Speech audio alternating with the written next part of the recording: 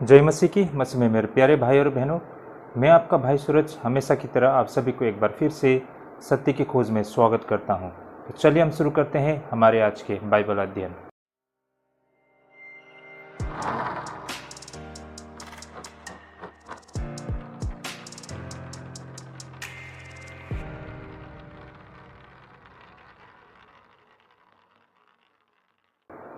एक बार फिर से स्वागत है आप सभी को सत्य की खोज में भाई और बहनों।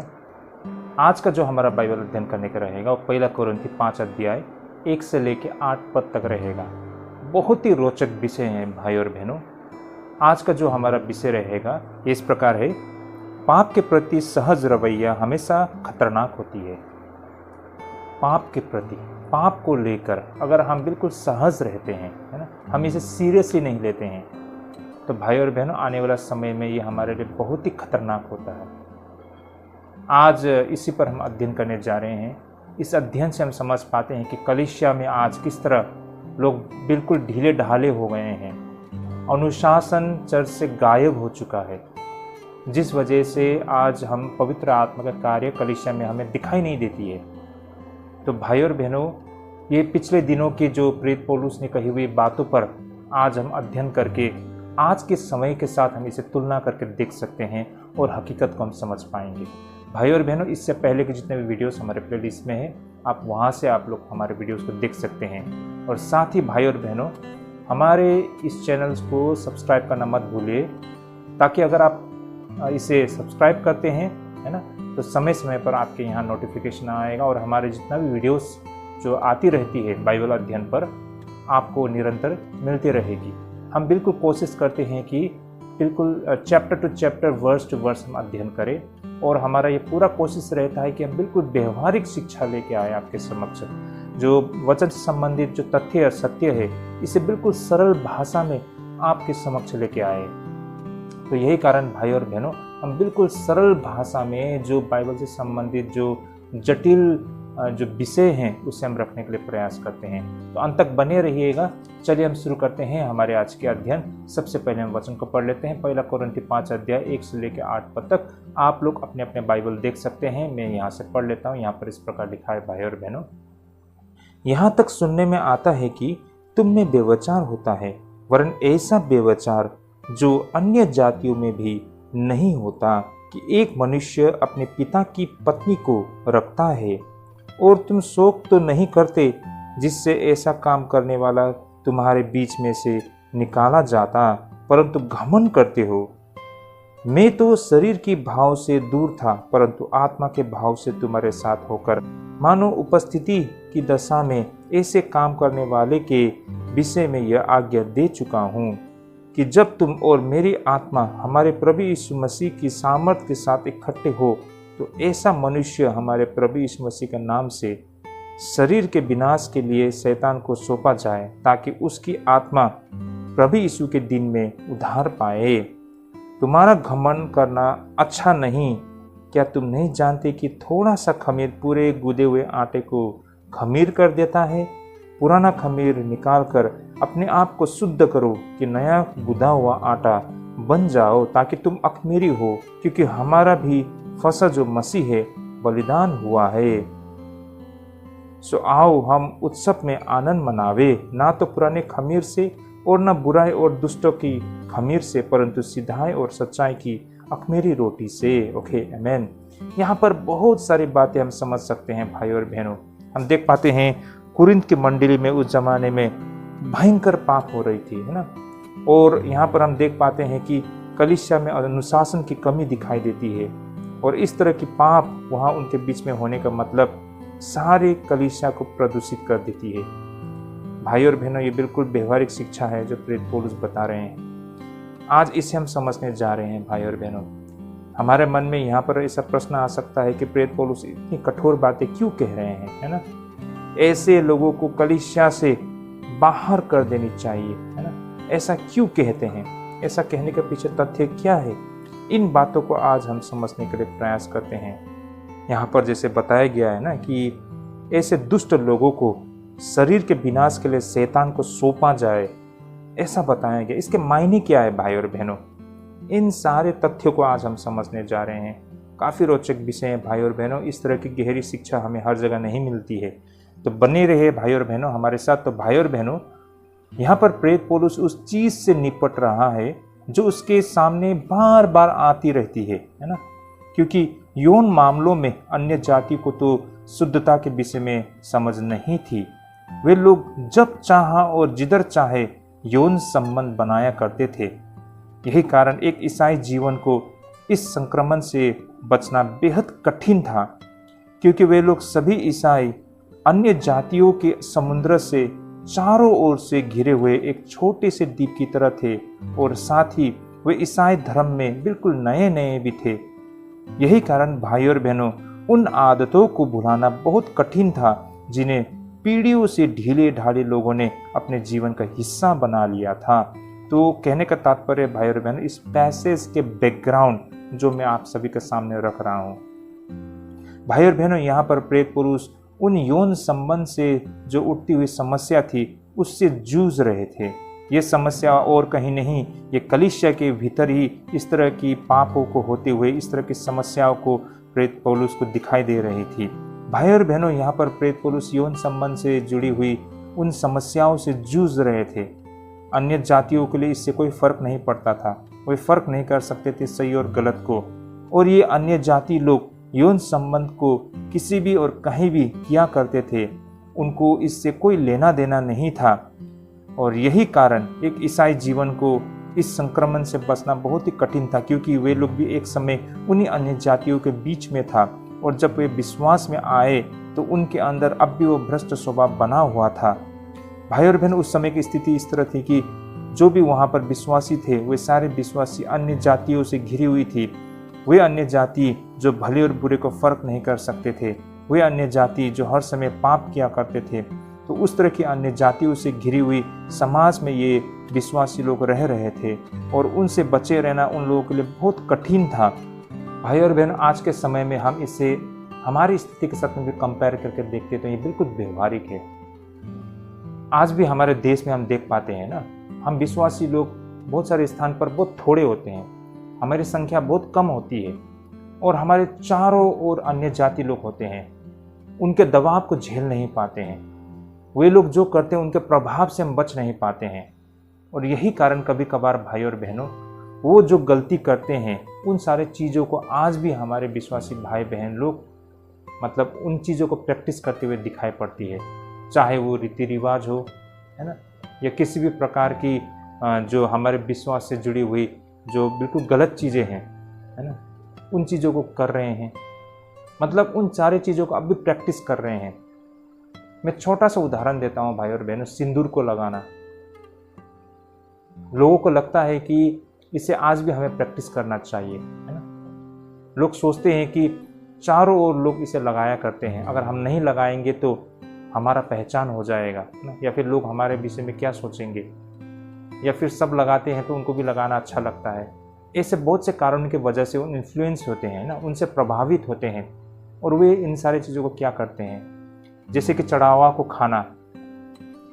मतलब ऐसे बहुत सारी चीज़ें हैं जो अन्य जाति करते हैं, वो खुद भी क्या करते थे एक समय पर, लेकिन अब जब वो सच्चाई में आ गए हैं ना, उन्हें सच्चाई को जान लिया है, वे जब प्रभु के चरण में आ गए हैं, तो पुराने उन सारे चीज़ों को जो छोड़ना होता है, लेकिन फिर भी उन सारे चीज़ों को वो अब भी प्रैक्टिस करते हैं। भले ही ये बहुत ही गंभीर पाप ना हो, लेकिन फिर भी ऐसे बहुत सारी चीज़ें होती है जो मूर्ति पूजा से संबंधित होते हैं, जो पिछले जीवन से संबंधित होते हैं, उससे भी लोग आज प्रैक्टिस कर रहे हैं, और कहीं ना कहीं ये आगे जाके उसे बहुत बड़ी समस्या में डाल देती है। तो कुछ इसी तरह भाई और बहनों, उस जमाने में भी हम देख पाते हैं कि कोरिन्थ के जो विश्वासी लोग, विशेष करके वो गंभीर पाप ना, उस भ्रष्ट स्वभाव को नहीं छोड़ पा रहे थे। अब भी उनके बीच में वो गंभीर पाप दिखाई दे रही थी। इन्हीं बातों को यहाँ पर प्रेरित पौलुस हाईलाइट कर रहे हैं भाई और बहनों। आइए भाई और बहनों, हम इस पैसेज के शाब्दिक अर्थ यानी कि लिटरल मीनिंग को समझने के लिए प्रयास करते हैं, जो आज हमने पढ़ा है 1 कोरिन्थी 5 अध्याय 1 से लेकर 8 पद तक में जो वचन यहाँ पर लिखा है, इसके इमीडिएट जो अंडरस्टैंडिंग है ना, इसका लिटरल मीनिंग, इसके शाब्दिक अर्थ को समझने के लिए प्रयास करेंगे, और आगे जाके इसको हम विस्तार से ना, इसके जो वास्तविक अर्थ को हम समझने के लिए भी प्रयास करेंगे। तो आइए भाई और बहनों, शुरू करते हैं हम एक पद से। जैसे कि यहाँ पर पहला शुरू एक पद में क्या लिखा है, पहला कुरिन्थी 5 अध्याय 1 पद, यहाँ तक सुनने में आता है कि तुम में व्यभिचार होता है, वरन ऐसा व्यभिचार जो अन्य जाति में भी नहीं होता कि एक मनुष्य अपने पिता की स्त्री को रखता है। यहाँ पर प्रेरित पौलुस कुछ इस प्रकार कहते हैं। यहाँ से हम समझ सकते हैं कि व्यवस्था ऐसे दो लोगों के बीच यौन संबंध की इजाजत नहीं देता है जो कि एक दूसरे के बीच बहुत ही करीबी रिश्ता हो। भाई और बहनों, जो बहुत ही करीबी रिश्ता होते हैं, इनके बीच में यौन संबंध रखना व्यवस्था का उल्लंघन करना होता था। और यहाँ पर कोरिन्थ के चर्च में एक व्यक्ति अपने पिता की दूसरी पत्नी के साथ यौन संबंध बना रहा था, और यह यहूदी व्यवस्था यानी कि लेवी व्यवस्था 18 के 8 के बिल्कुल विरोध था। भाई और बहनों, यहाँ तक कि अन्य जाति भी जानते थे कि यह एक भयानक पाप थी, और साथ ही यह रोमन कानून के तहत भी बहुत ही गलत बातें थी। तो भाई और बहनों, देखा जाए तो रोमन कानून हो या फिर अन्य जाति हो, है ना, या फिर पैगन्स जो होते हैं, वे लोग भी भली भांति जानते थे कि इतनी करीबी रिश्ते के साथ यौन संबंध रखना एक गुनाह है। लेकिन यहाँ पर हम देख पाते हैं कोरिन्थ के मंडली जो सच्चे परमेश्वर की आराधना करते हैं, वे लोग ऐसे भ्रष्ट स्वभाव के साथ इस तरह की गुनाह को, इस तरह की पाप को वो कर रहे थे। ये कितनी जटिल और कितनी गंभीर विषय थी भाई और बहनों, जो कि यहाँ पर प्रेरित पौलुस कह रहे हैं। आगे हम 2 पद में देख पाते हैं, जैसा लिखा है, और तुम शोक तो नहीं करते जिससे ऐसा काम करने वाला तुम्हारे बीच में से निकाला जाता, परंतु घमंड करते हो। भाई और बहनों, जैसे कि प्रेरित पौलुस को इस बात से घृणा होती है कि चर्च के कुछ सदस्यों ने इस स्थिति को अनुमति दी थी, ऐसा होने दिया था। मंडली में ये सब चीज हो रहे थे, लेकिन लोग चुप रह रहे थे। तो ये सारी चीजों को होते हुए देख प्रेरित पौलुस बहुत ही दुखी थे। ऐसा प्रतीत होता है कि उन्हें ऐसे व्यक्तियों के कृत्य पर थोड़ा गर्व भी था। उन्हें लगा हो कि ईसाइयों को उस व्यवस्था से छूट है, और उन्हें लगा हो कि यह क्रिया वास्तव में आध्यात्मिक व्यक्ति के लिए कोई मायने नहीं रखती है। लेकिन इसके बजाय उन्हें उतना ही दुखी होना चाहिए था जितना कि किसी के करीबी रिश्तेदार की मृत्यु होती है। भाई और बहनों, इस तरह की पाप को देखकर लोग बहुत ही उदास और दुखी होना चाहिए था, लेकिन उनको लग रहा था कि ये तो कोई ये कोई बड़ी बातें नहीं है, है ना। वे लोग उन सारे व्यवस्था से स्वतंत्र है, और वे लोग सोचते हैं कि अब उनकी एक नई सोच होनी चाहिए। तो भाई और बहनों, हमें ये नहीं भूलना चाहिए कि आज जो कुछ प्रभु ने किया है, आज प्रभु ने हमारे सामने जितने भी सिद्धांत, जो आज्ञाएं रखी है, वो बीता हुआ कल जो प्रभु ने कार्य किया था उसी पर आधारित है, उसी व्यवस्था पर आधारित है। भाई और बहनों, उसी 10 आज्ञा पर आधारित है। अब आगे हम 3 से लेकर 4 पद में देखते हैं, जैसा लिखा है ना, मैं तो शरीर के भाव से दूर था, परंतु आत्मा के भाव से तुम्हारे साथ होकर मानो उपस्थिति की दशा में ऐसे काम करने वाले के विषय में यह आज्ञा दे चुका हूं कि जब तुम और मेरी आत्मा हमारे प्रभु यीशु मसीह के सामर्थ के साथ इकट्ठे हो, तो ऐसा मनुष्य हमारे प्रभु यीशु मसीह के नाम से, ऐसा बताया गया है 3 और 4 पद में। यहाँ से यह समझ आती है कि प्रेरित पौलुस वहाँ पर नहीं था, लेकिन वो उनके विषय में इस तरह सोच रहा था मानो वह सचमुच वहीं पर मौजूद हो। उसने पहले ही तय कर लिया था कि वह व्यक्ति पाप कर रहा है। जब वे ईसाइयों के एक समूह के रूप में मिले, तो प्रेरित पौलुस को ऐसा लगा जैसे वह आध्यात्मिक रूप से उनके साथ ही था। अब आइए भाई और बहनों, हम 5 पद को समझने के लिए प्रयास करते हैं। यहाँ लिखा है, शरीर के विनाश के लिए शैतान को सौंपा जाए, ताकि उसकी आत्मा प्रभु यीशु के दिन में उद्धार पाए। इसका क्या मायने है? ये जो प्रेरित पौलुस बोल रहे हैं, इसका अर्थ क्या है ना? शरीर के विनाश के लिए शैतान को सौंपा जाए, ये किस तरह की बातें हैं? आखिरकार प्रेरित पौलुस क्या कहने चाहते हैं? हम आगे भी जाके इस पर गहराई से अध्ययन करेंगे। फिलहाल हम इसको इस तरह समझ सकते हैं, जैसे कि प्रेरित पौलुस का कहना था, ईसाइयों को, उन व्यक्तियों को दंडित करना चाहिए, और चर्च को उससे कहना होगा कि उसे चर्च छोड़ देना चाहिए, है ना, यानी कि उसे चर्च से निकाल देना चाहिए, उसको दंड देना चाहिए। वह तब जाके उस दुनिया में होगा जहाँ शैतान लोगों के जीवन पर शासन करता है, जब वो एक बार कलीसिया से बाहर निकल जाएगा तब वो ऐसे दुनिया में पहुंच जाएगा जहाँ शैतान शासन करता है। वहीं पर मनुष्य ईसाइयों की संगति और दुनिया के तौर तरीके के बीच अंतर सीखेगा। पौल का इरादा था कि इस सजा से व्यक्ति को उसके पाप का एहसास होगा, तभी वो व्यक्ति परमेश्वर से क्षमा मांगेगा और फिर न्याय के दिन जब प्रभु यीशु मसीह वापस आएगा तो परमेश्वर उसे स्वर्ग से बाहर नहीं जाने देगा। कहने का तात्पर्य ये है कि भाई और बहनों, एक प्रक्रिया है कि जो भ्रष्ट इंसान है ना, जो शैतान के चंगुल में है, उसे बचाने के लिए उसे आग में झोंकना होगा। जिस तरह लोगों को जब इन्फेक्शन हो जाता है ना, मान लीजिए किसी को कट जाता है, उसमें जहर लग जाता है, तो उस जहर को खत्म करने के लिए लोग आग में अपने हाथ को झूस देता है ना। तो ये इसी प्रकार है भाई और बहनों, जहर को मारने के लिए आग में मतलब डालने की तरह, तब जाके वो व्यक्ति एटलीस्ट, हो सकता है उसके लिए बहुत कठिन समय हो, लेकिन वो आगे जाके बच जाए, है ना। तो ये इसी प्रकार है भाई और बहनों, ईसाइयों को उसे इसी प्रकार दंड देना चाहिए, क्योंकि उसके लिए अंत में यही सही रहेगा और साथ ही इससे पता चलता है कि उससे वे प्रेम करते भी है। आइए अब हम देखते हैं 6 पद को। भाई और बहनों, इन बातों को हम आगे जाके बिल्कुल विस्तार से अध्ययन करेंगे, लेकिन फिलहाल मैं आपके समक्ष बिल्कुल इसके शाब्दिक अर्थ को मात्र रख रहा हूँ। आइए हम 6 पद को पढ़ते हैं। तुम्हारा घमंड करना अच्छा नहीं, क्या तुम नहीं जानते कि थोड़ा सा खमीर पूरे गुदे हुए आटे को खमीर कर देता है। भाई और बहनों, वेरी इंटरेस्टिंग। आगे यहाँ 6 पद में प्रेरित पौलुस खमीर को लेकर एक चित्र को दिखाती है, जैसे कि खमीर एक छोटा सा पदार्थ है। लोग रोटी को बड़ा करने के लिए उसे आटे में डालते हैं, यह आटे को पूरी तरह से प्रभावित करता है। यही कारण अब इन यहूदियों का मानना है कि इस खमीर की तरह जो पूरे आटे को प्रभावित करता है, इसी तरह एक बुरा आदमी का पाप पूरे चर्च को प्रभावित करता है। शायद संभव है कि प्रेरित पौलुस अपना यह पत्री फसह के समय के आसपास लिखी होगी, कारण फसह शुरू होने से पहले यहूदी अपने घर से खमीर का हर एक छोटा सा अंश भी नहीं रखते हैं। आइए भाई और बहनों, मैं इस पर आगे आप सभी से विस्तार से चर्चा करूंगा।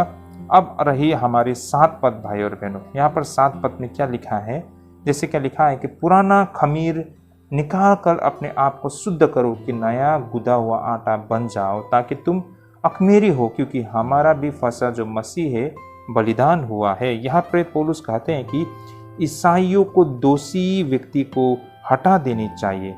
यहाँ पर पुराना खमीर का मतलब यह हो सकता है कि उन्हें अपने जीवन में हर तरह के पाप को साफ करना होगा, अर्थात उन्हें उन आटे की एक नई गांठ की तरह होनी चाहिए जिसमें कोई खमीर न हो। उन्हें ऐसे ईसाइयों का समूह बनना था जिनमें कोई पाप न हो।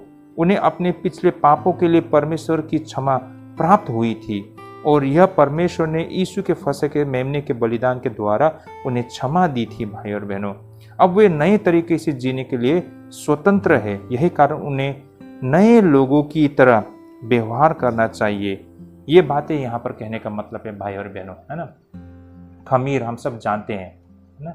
जो खमीर को, जैसे कि आज के समय में बेकरी में हम लोग यूज़ करते हैं, ब्रेड बनाया जाते हैं ना, डबल रोटी बोलते हैं जिसको, ब्रेड बोलते हैं, पाव बोलते हैं जिसे, तो उसमें या फिर केक होते हैं, है ना, पेस्ट्री होते हैं। तो जो पेस्ट्री लगा हुआ जो केक होते हैं, उसे मतलब बड़ा करने के लिए, है ना, उसे सॉफ्ट करने के लिए, उससे बड़ा करने के लिए, उसको फर्मेंटेड करने के लिए उसमें खमीर डाला जाता है। जैसे ही खमीर को डाला जाता है तो खमीर सारे आटा को किण्वन कर देते हैं, है ना।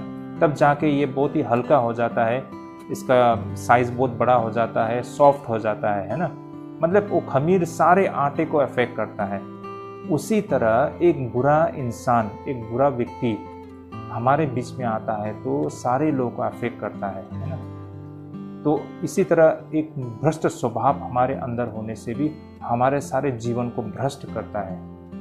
तो प्रभु में हम नए हैं तो इन सारे चीज़ों को हमें निकालना होगा, उस खमीर को निकालना होगा, उस भ्रष्ट स्वभाव को हमारे अंदर से निकालना होगा, ताकि हम परमेश्वर की सेवा करने के लिए योग्य हो सके। आइए इस पर हम बिल्कुल आगे चर्चा करेंगे भाई और बहनों। अब देखते हैं आखिर में हम 8 पद, यहाँ पर 8 पद में क्या लिखा है भाई और बहनों।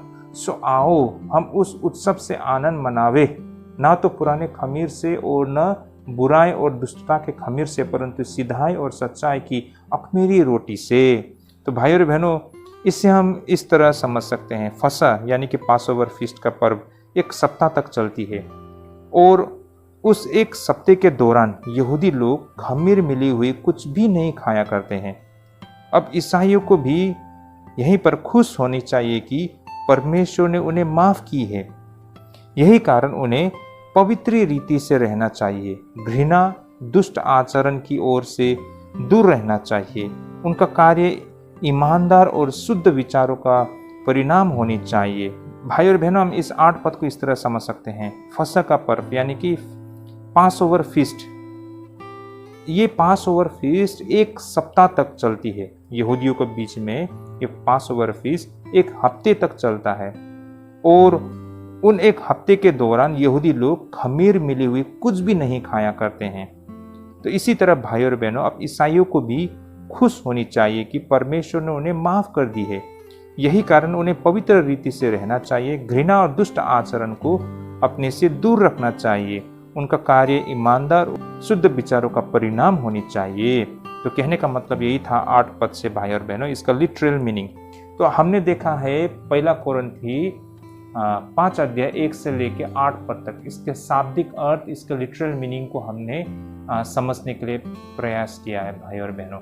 आई होप यहाँ तक आप लोग को समझ में आ रही होगी। अब हम इसके बिल्कुल वास्तविक अर्थ है ना और उसके कुछ मुख्य बिंदु को हम समझने के लिए प्रयास करेंगे। आइए भाई और बहनों, इसके जो मुख्य बिंदु है इसे हम चर्चा करते हैं। सबसे पहली बात तो हम यहाँ पर देख पाते हैं कि कोरिन्थ के चर्च में एक विशेष रूप से चौंकाने वाला मामला सामने आया था, जिससे कि एक व्यक्ति ने अपने ही सौतेली माँ के साथ अवैध संबंध बना लिया था, जो कि किसी भी अन्य जाति के लिए भी विद्रोह का कारण बन सकती थी भाई और बहनों, और जिसे यहूदी व्यवस्था द्वारा भी स्पष्ट रूप से निषिद्ध किया गया था, जो कि हम लेवी 18:8 में देख सकते हैं। यहाँ पर प्रेरित पौलुस जितना हैरान था उस पाप को लेकर, उससे ज्यादा उस पापी के प्रति कोरिन्थियन चर्च के रवैये से था। उन्होंने स्थिति को सहजता से स्वीकार कर लिया था और इसके विषय में कुछ भी नहीं कर रहे थे, जबकि उन्हें दुखी होना चाहिए था, जैसे कि हमने 1 और 2 पद में हमने देखे हैं। जैसा लिखा है ना, 1 और 2 पद को फिर से एक बार हम पढ़ते हैं। यहाँ तक सुनने में आता है कि तुम में व्यभिचार होता है, वरन ऐसा व्यभिचार जो अन्य जातियों में भी नहीं होता, कि एक मनुष्य अपने पिता की स्त्री को रखता है, और तुम शोक नहीं करते जिससे ऐसा काम करने वाला तुम्हारे बीच में से निकाला जाता, परंतु घमंड करते हो। भाई और बहनों, यहाँ पर कुछ ऐसी बातें हैं, है ना। पहले शुरू तो जब हमने सब कुछ त्याग कर प्रभु में नए हो गए हैं, प्रभु ने हमारे लिए इतना बड़ा बलिदान दिया, जिस बलिदान के वजह से हमने अपने पापों से छुटकारा पाया, अपने पापों से हमने क्षमा प्राप्त की है ना। हमें एक नया अवसर मिला है, अब से हम एक नया जीवन जी रहे हैं, और ऐसे में हमें ऐसे कुछ भी पाप ना, किसी भी तरह के भ्रष्ट स्वभाव को हमें इनकार करना होता है। हमें शुद्ध और पवित्र जीवन पर ध्यान देना होता है। लेकिन फिर भी हमारे अंदर कुछ भ्रष्ट स्वभाव होने के वजह से हम कभी कभार पाप कर बैठते हैं। भाई और बहनों, इसे हम इस तरह समझ सकते हैं। पहली बात तो यहाँ पर प्रेरित पौलुस बहुत ही हैरान है। ऐसा क्यों है? देखिए, ये स्वाभाविक है। हम प्रभु में आए, हमें प्रभु को जानने का अवसर मिला, हमें समझ में आया पाप क्या होता है। प्रभु में हमने विश्वास किया, हमारे पापों के लिए हमें क्षमा मिली, हमें एक नया अवसर मिला है नए शुरू से, दोबारा शुरू करने के लिए। तो भाई और बहनों, प्रभु को दया से हमारे पापों से हमें छुटकारा मिली है। अब हमें हमारा पूरा ध्यान शुद्ध और पवित्र जीवन जीने में हमें ध्यान लगाना चाहिए। लेकिन भाई और बहनों, हमारे अंदर वो भ्रष्ट स्वभाव होने के वजह से हम कभी कभार कुछ ऐसे पाप कर बैठते हैं जो सही नहीं है। फिर भी चलो, शुरुआती दौर है, ये स्वाभाविक है। इंसान से इतनी जल्दी, जो इतने सालों से जो हमारे अंदर शैतान ने जो भ्रष्ट स्वभाव, जो बीज डाला है, पाप का बीज, वो इतना मजबूत है, उसका जड़ इतना मजबूत है कि हम इमिडिएटली इससे छुटकारा नहीं पा सकते हैं, समय लगता है थोड़ा। तो ऐसे में हम कुछ पाप कर बैठते हैं, लेकिन कलीसिया को इस पर सतर्क होना चाहिए ना। कलीसिया को इसे सुधारने के लिए प्रयास करना चाहिए, लेकिन कलीसिया भी चुपचाप रह जाते हैं। मंडली का अगुआ, मंडली के जो सीनियर मेंबर्स लोग हैं, वो चुपचाप रह जाते हैं, वो देखते रहते हैं, वो अनुमति देते हैं। तो भाई और बहन, इसका नतीजा क्या होगा? तो इन बातों को लेकर प्रेरित पौलुस मतलब यहाँ पर वो बिल्कुल आश्चर्य थे। एक व्यक्ति ने पाप किया, ये कोई आश्चर्यजनक बातें नहीं है, ये स्वाभाविक है। इंसान है, भ्रष्ट इंसान है, इंसान पाप करते हैं, लेकिन ऐसे पाप को होने देना, ये सबसे बड़ी समस्या है यहाँ पर भाई और बहनों। इसे लेकर प्रेरित पौलुस यहाँ पर नाराज है। इसे लेकर प्रेरित पौलुस मतलब बहुत ही वो आश्चर्य है ना, कि ऐसे कैसे होने दिया, मंडली ने ऐसा कैसे होने दिया। आप लोग ध्यानपूर्वक देखिए, आज के समय में मंडली में यही कुछ हो रहा है। बहुत सारे मंडली में लोग गलती करते हैं, पाप करते हैं, लेकिन मंडली चुप बैठते हैं, जैसा वो अनदेखा कर देते हैं, बहुत सारे कारण के वजह से। क्योंकि वो जो मंडली का व्यक्ति जिसने ये गंभीर पाप किया है, वो बहुत ही अमीर इंसान है, बहुत ही ताकतवर है, बहुत सारा चढ़ावा देता है, चर्च के अगुआ लोगों को तोहफा दिया करते हैं, बाहर जाके चर्च के लिए बहुत बातें करता है, चर्च के डिफेंड में ना, चर्च को सुरक्षा देने में वो बहुत आगे बढ़ता है। तो ये सब कारणों के वजह से कोई उस पर एक्शन नहीं लेता है, लेकिन वो व्यक्ति पाप कर रहा है, ऐसे गंभीर पाप कर रहा है, उसे मतलब उसके लिए उसे कोई सजा नहीं देना चाहते हैं, है ना। तो इससे क्या होगा? उससे जो फायदा मिल रहा है, उस फायदा को सोच के लोग उसके द्वारा किया गया पाप को मतलब इग्नोर करते हैं। इसका नतीजा क्या होगा? दूसरे लोग भी करना शुरू कर देंगे, और जब सब लोग करना शुरू कर देंगे तो क्या होगा भाई और बहनों? नतीजा बहुत खराब होगा। लोग इसे टालने के लिए बोलते हैं कि ये परमेश्वर का काम है, उसे दंड देना, है ना। इसलिए चुपचाप रह जाते हैं लोग, अनदेखा कर देते हैं, लेकिन इसका असर सारे मंडली पर पड़ता है। वास्तव में देखा जाए तो भाई और बहनों, लोगों को दुखी होना चाहिए था कि कलीसिया के किसी सदस्य ने इतना गंभीर मतलब गुनाह किया है, इतना गंभीर पाप किया है। इसे लेकर मंडली को दुखी होना चाहिए था, परमेश्वर से प्रार्थना करनी चाहिए थी, लेकिन इसके बजाय वे लोग चुपचाप रह जाते हैं। भाई और बहनों, पाप के प्रति सहज रवैया हमेशा खतरनाक होती है। ऐसा कहा गया है कि पाप को लेकर हमारी सुरक्षा उस पर हमारी रवैया पर निहित है। जब हम पाप के प्रति गंभीरता से विचार करना बंद कर देते हैं तो हम एक खतरनाक स्थिति में होते हैं। यह कोई आलोचनात्मक और निंदात्मक होने का प्रश्न नहीं है, बल्कि यह तो आश्चर्यजनक और स्तब्ध होने का प्रश्न है। मेरी बातों को आप लोग समझ पा रहे होंगे ना। मतलब इन बातों को लेकर आलोचना करना, निंदा करना, इससे बड़ा, इसे लेकर आश्चर्य होना, स्तंभ होना, ये होना चाहिए किसी भी विश्वासी में। जब कोई व्यक्ति इस तरह की बातों को सुनते हैं, है ना, तो क्रिटिसाइज करने से भी ज़्यादा उसे लेकर आप हैरान होना, आश्चर्य में पड़ जाना कि क्या कोई व्यक्ति ऐसा भी कर सकता है। अगर आप इतनी तक आश्चर्य होते हो ना, आप इतना आश्चर्य होते हो, आप स्तंभ होते हो इस तरह के पाप को लेकर, तो ये दिखाता है कि आप सच्चाई को लेकर, धार्मिकता और पवित्रता को लेकर कितने गंभीर हो। क्योंकि यही पाप था जिसने यीशु मसीह को क्रूस पर चढ़ाया, और फिर मनुष्य को पाप से मुक्त करने के लिए ही उनकी मृत्यु भी हुई थी। यही कारण कोई भी ईसाई व्यक्ति इसके विषय में सहज दृष्टिकोण नहीं अपना सकता है। प्रेरित पौलुस का मानना था कि ऐसे व्यक्ति से निपटने के लिए एक जलवंत वाक्यांश में वो कहता है कि उसे शैतान को सौंप दिया जाना चाहिए। आप सभी को याद होगा ना, प्रेरित पौलुस ने क्या कहा था? पहला कोरिन्थी 5:5 में, शरीर के विनाश के लिए शैतान को सौंपा जाए ताकि उसकी आत्मा प्रभु यीशु मसीह के दिन में उद्धार पाए। तो यहाँ पर प्रेरित पौलुस बोलते हैं कि शैतान को सौंप दिया जाना चाहिए। उसका मतलब है कि उसे बहिष्कृत किया जाना चाहिए। कहने का तात्पर्य ये संसार को शैतान के प्रभुत्व के रूप में देखी जाती है, ठीक उसी तरह जैसे चर्च परमेश्वर का क्षेत्र था। भाई और बहनों, ऐसे व्यक्ति को शैतान की दुनिया में वापस भेज देना जहां वह है, यह प्रेरित पौलुस का मानना था।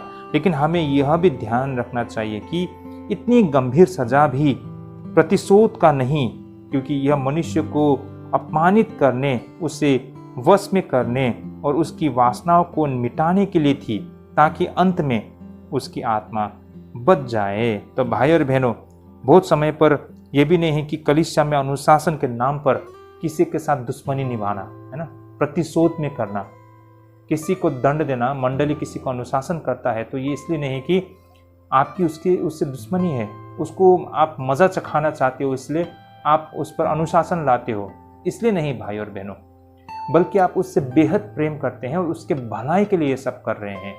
जिस तरह एक माँ बाप अपने बच्चे को मतलब कभी कभार पिटाई कर देते हैं ना, ये इसलिए करते हैं क्योंकि वो उनसे बेहद प्रेम करते हैं और उसे मतलब एक अच्छा शिक्षा देने के लिए आप उसे दंड देते हो।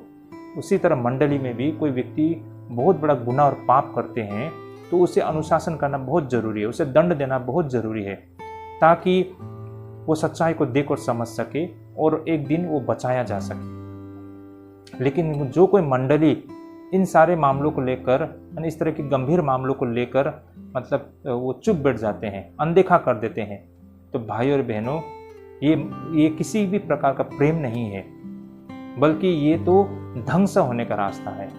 तो भाई और बहनों, ये सब एक अनुशासन है जिसकी प्रयोग केवल दंड देने के लिए नहीं बल्कि जागृत करने के लिए की जाती है।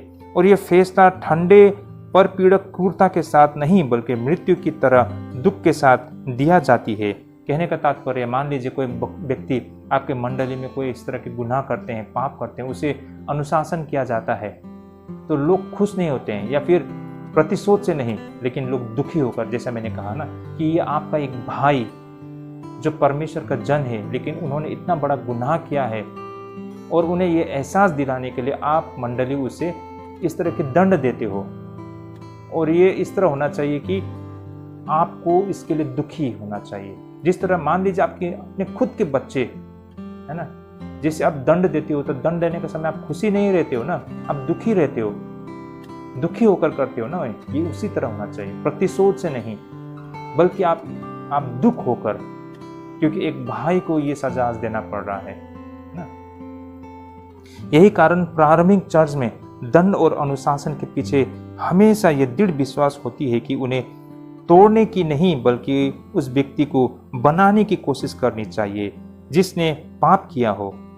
5 पद में जैसा मैंने पहले भी बताया है ना, आगे प्रेरित पौलुस कुछ बहुत ही व्यवहारिक सलाह देती है जो कि हमको 6 और से लेकर 8 पद में हमको दिखाई पड़ती है। मैं इसे पढ़ लेता हूँ। भाई और बहनों, तुम्हारा घमंड करना अच्छा नहीं। क्या तुम नहीं जानते कि थोड़ा सा खमीर पूरे गुदे हुए आटे को खमीर कर देता है?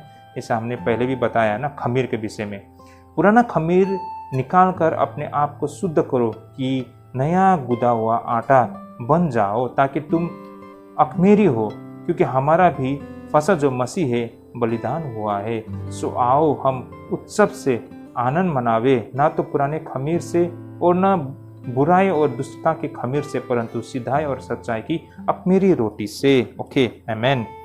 तो इस तरह भाई और बहनों, यहाँ हमारे पास यहूदी शब्द में व्यक्त एक तस्वीर है, जैसे कि यहूदी साहित्य में खमीर का प्रभाव बुराई होती है। यह वह आटा थी जो पिछली किण्वन आटा से थी, और यहूदी किण्वन को पहचान सड़न से करती है, और यही कारण खमीर एक भ्रष्ट प्रभाव का प्रतीक था। भाई और बहनों, एक प्रतीक के रूप से लिया गया है खमीर को ना, क्योंकि जिस तरह खमीर वो फर्मेंटेड होते हैं, है ना, वो खमीर को आप आटे में गूंद देते हो तो सारे आटे को वो प्रभावित करता है ना, उसे भी किण्वन कर देते हैं। जैसा वो है उसी तरह सारे आटे को कर देते हैं। तो यही कारण एक प्रतीक के रूप में किसी भी चीज़ को दर्शाने के लिए, किसी बुराई को दर्शाने के लिए खमीर का ये उदाहरण दिया करते हैं ना। जिस तरह खमीर पूरे आटे को खमीर कर देते हैं, इसी तरह जो बुराई होते हैं वो बुराई भी अगर किसी के बीच में आता है तो सारी चीज़ों को मतलब वो बुरा कर देते हैं, बर्बाद कर देते हैं, तबाह कर देते हैं। तो यही कारण भाई और बहनों, यहूदी लोग खमीर को एक बुराई के प्रतीक में वो लोग लेते हैं। इसे लेकर एक प्रथा थी, जैसे कि फसह के पर्व, पासओवर फीस्ट के दौरान, है ना, फसह के पर्व से एक दिन पहले व्यवस्था ने यह निर्धारित किया था कि यहूदियों को एक मोमबत्ती जलाकर खमीर को लेकर अपने घर की औपचारिक रूप से तलाशी लेनी चाहिए, और हर एक आखिरी खमीर के टुकड़े को बाहर निकाल देनी चाहिए। कहने का तात्पर्य भाई और बहनों, ये एक यहूदी फेस्टिवल है, हम सब जानते हैं ना, फसह का पर्व या पासओवर फीस्ट। और वहाँ पर भाई और बहनों इस व्यवस्था के मुताबिक वे लोग फसह के पर्व के एक दिन पहले मतलब अपने घर से वो साफ सफाई किया करते हैं और खमीर मतलब खमीर के एक थोड़ा सा अंश भी नहीं रखते हैं, वो सारे चीज़ों को निकाल कर फेंक देते हैं। तो ये एक प्रतीक है कि भाई और बहनों लोग परमेश्वर में लौट रहे हैं ना, हर एक बुराई को छोड़कर प्रभु में लौट रहे हैं, ये दिखाते हैं।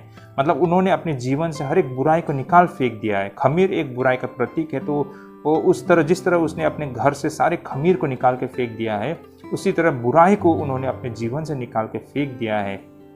तो भाई और बहनों, इस तस्वीर को आधार बनाते हुए प्रेरित पौलुस कहता है कि हमारा बलिदान मसीह के द्वारा दिया गया है। यह उसका बलिदान था जिसने हमें पाप से बचाया है, जिसे परमेश्वर ने इजरायली को मिस्र से बचाया था। इसलिए वो कहते हैं कि आपके जीवन से बुराई के अंतिम अवशेष को भी मिटा देनी चाहिए। यदि आपके चर्च पर कोई बुरा प्रभाव डालते हैं तो यह पूरे समाज को भी भ्रष्ट कर सकता है, जैसे खमीर पूरे आटे को किण्वन कर देती है। तो देखिए भाई बहन, मंडली में हमें हर प्रकार के इंसान दिखाई पड़ते हैं और कुछ ऐसे लोग भी होते हैं जो बहुत ही बुरे काम कर रहे होते हैं, बहुत ही भ्रष्ट होते हैं, है ना। और उसे हम वो भ्रष्टता में जीने के लिए उसे हम अनुमति देते हैं, उसे हम नज़रअंदाज करते हैं। तो इसका नतीजा क्या होता है कि धीरे धीरे वो व्यक्ति सारे मंडली को अफेक्ट कर देते हैं। उसके देखा सीखी दूसरे लोग भी बुरा काम करना शुरू कर देते हैं। लोगों को लगता है कि इस तरह के संसारिक काम करना कोई बुरी बात नहीं है, हम भी कर सकते हैं, वो कर रहा है तो हम भी कर सकते हैं। अगर ये इतना ही गंभीर बातें होती तो मतलब सीरियसली इसके ऊपर एक्शन लिया जाता है ना, लेकिन कोई भी कुछ नहीं बोल रहे हैं तो हम भी कर सकते हैं। दूसरों को करते हुए देखकर धीरे धीरे लोग समय के साथ वो भी खुद ऐसे कामों को करना शुरू करते हैं और प्रभाव पड़ता है इसका, बुरा प्रभाव भाई और बहनों। इसलिए अच्छे के साथ रहेंगे तो अच्छा प्रभाव पड़ेगा, बुरे के साथ रहेंगे तो बुरा प्रभाव पड़ेगा। इसलिए मंडली में ऐसे बुरे व्यक्ति होते हैं और उसको देखकर हम नज़रअंदाज करते हैं तो उसका असर सारे मंडली पर पड़ता है। जिस तरह खमीर का असर सारे चीज़ को पर पड़ता है, उसी तरह एक बुरे इंसान का असर सारे मंडली पर पड़ता है। इस तरह भाई और बहनों, यहाँ हमारे समक्ष एक व्यवहारिक सत्य दिखाई पड़ती है, जिसे चर्च में कभी कभार अनुशासन का प्रयोग करना पड़ता है। किसी भी प्रकार के अपराधों के प्रति अपनी आंख बंद कर लेना अच्छी बातें नहीं है। ये बेहद हानिकारक होती है, क्योंकि जहर को फैलने से पहले ही खत्म कर देना चाहिए। जैसे खरपतवार पूरी जमीन को प्रदूषित कर देते हैं, उसे उखाड़ देना चाहिए। तो भाई और बहनों, समय रहते हुए इंसान को उस बीमारी का ट्रीटमेंट करना पड़ता है ना, वरना वो बीमार सारे शरीर में फैल जाता है। जिस तरह कैंसर ना शरीर के किसी भी अंग में होता है तो उसका ट्रीटमेंट करना पड़ता है, और ट्रीटमेंट करके भी नहीं होता है तो उसके काट के फेंक देना पड़ता है ताकि उसके शरीर को बचाया जा सके। लेकिन वो बोलता है कि मान लीजिए हाथों में कैंसर हो गया है और वो सोचते हो कि मेरे हाथों को मैं बहुत प्यार करता हूँ, इसे काट नहीं फेंकना चाहता, तो क्या हो जाता है भाई और बहनों, वो हाथ सारे शरीर को लेकर मतलब अपने साथ लेके चला जाता है ना। वो घाव पर शरीर पर इफेक्ट होता है और सारे शरीर को भी मार डालता है। तो क्या बेहतर होगा, सिर्फ वो हाथ को काट के फेंकना बेहतर होगा या पूरे शरीर को मतलब प्रदूषित होना देना आप चाहते हो? निर्णय आपके ऊपर है भाई और बहनों। तो इस तरह भाई और बहनों, हमारे यहाँ हमारे समक्ष अनुशासन का पूरा सिद्धांत है, लेकिन अनुशासन का प्रयोग कभी भी उस व्यक्ति की संतुष्टि के लिए नहीं किया जाना चाहिए जो इसका प्रयोग करता है, बल्कि हमेशा उस व्यक्ति को सुधारने के लिए करना चाहिए जिसने पाप किया है, और चर्च के हित के लिए किया जाना चाहिए। अनुशासन कभी भी प्रतिशोध पूर्वक नहीं होनी चाहिए, यह हमेशा उपचारात्मक और निरोधी होनी चाहिए। तो कहने का मतलब, किसी को आप अनुशासन करते हो तो कोई प्रतिशोध से नहीं ना, बदला लेने के लिए सोचकर या किसी को सबक सिखाने के लिए किसी को अनुशासन नहीं करना चाहिए। मंडली में ऐसा भी होता है, चर्च के अंदर में पॉलिटिक्स चलता है ना, एक मेंबर दूसरे मेंबर को पसंद नहीं करता है, उसके लिए वहाँ पर वो पॉलिटिक्स खेलता है ना। मतलब ये हो रहा है, चर्च के अंदर में बहुत सारा पॉलिटिक्स होता है ना, बहुत सारे जालसाज लोग होते हैं, जाल बिछाया करते हैं और एक दूसरे को फंसाया करते हैं। तो अनुशासन को मतलब जो है चर्च का अनुशासन, उसका गलत इस्तेमाल हो रहा है। ये नहीं होना चाहिए। अनुशासन तो इसलिए किया जाता है ताकि उसका उपचार किया जाए, है ना, उसके शरीर से जो बीमारी उसको दूर हटाया जाए ताकि उसको ठीक किया जा सके ना। जब प्रभु का दिन वापस जब प्रभु वापस आएंगे उस वक्त तक वो व्यक्ति तैयार हो सके। पता नहीं आप लोगों का यहाँ किस तरह का नियम है। हम देख पाते हैं हमारे यहाँ तो मान लीजिए कोई व्यक्ति चर्च का नियम को तोड़ते हैं, चर्च का जो व्यवस्था है, जो कानून व्यवस्था है, जो सबके भलाई के लिए होता है, अगर उस नियम कानून को तोड़ता है, मान लीजिए कोई व्यक्ति अपने मर्जी से चर्च के बाहर किसी अन्य विश्वासी से विवाह कर लेते हैं, ये भी अनुशासन को तोड़ना होता है। तो हमारे यहाँ कम से कम 6 महीने के लिए उसे चर्च से उसको अनुशासन में रखा जाता है, अंडर डिसिप्लिन किया जाता है, और उस 6 महीने के दौरान उस व्यक्ति को पश्चाताप करना होता है ना। और कम से कम 6 महीने मैंने बताया, उसके बाद वो व्यक्ति ने पश्चाताप किया है, उसे एहसास हुआ है, तो वो कलीसिया से निवेदन करता है कि दोबारा उसे वापस पूर्ण सदस्य में लिया जाए। तो मंडली विचार करता है कि सचमुच इस व्यक्ति ने पश्चाताप किया है। अगर मंडली को ये पूरा सेटिस्फाई होता है कि हाँ, ये व्यक्ति ने अपने गलतियों को माना है, पश्चाताप किया है, तो दोबारा फिर से उसे मंडली में एक पूर्ण सदस्य के हिसाब में लिया जाता है। तो ये एक मेरा उदाहरण है। तो ये सब चीज़ होता है भाई और बहन, और ये सब चीज़ बहुत ज़रूरी है ताकि मंडली को उन हर एक बीमारी से बचाए रखे। अगर ऐसा नहीं करेंगे तो हर कोई मंडली के बाहर जाके बिना नियम से विवाह करेंगे, तो इसका नतीजा क्या होगा? मंडली के अंदर आके शराब पिएंगे, मंडली के अंदर आके तोड़ फोड़ करेंगे, मंडली में आके देख के सिनेमा देखेंगे, फिल्म देखेंगे, है ना, संसारिक गाना भजन लगा के नाचेंगे, पिएंगे, चोरी करेंगे, व्यभिचार करेंगे, तो क्या वो मंडली बना रहेगा? मंडली में अच्छे लोग होते हैं, उसमें कुछ बुरे लोग भी आ जाते हैं, जो संसार का अभी भी पुराने जीवन का वो भ्रष्ट स्वभाव उसमें है।